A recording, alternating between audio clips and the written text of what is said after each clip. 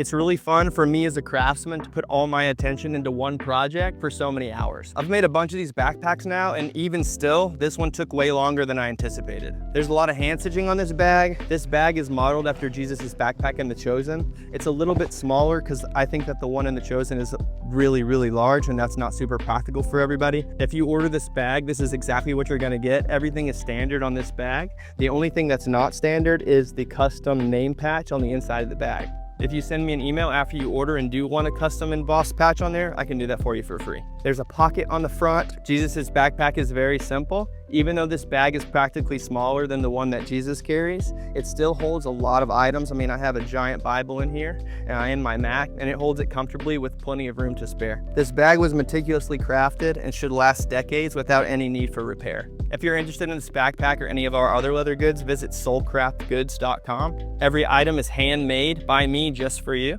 and the link is also in the description. This long form content takes a long time, so if you could, please like, comment, and subscribe. It's free to do, and it goes a long way to helping you make more content like this in the future. I'll see you guys on the next one.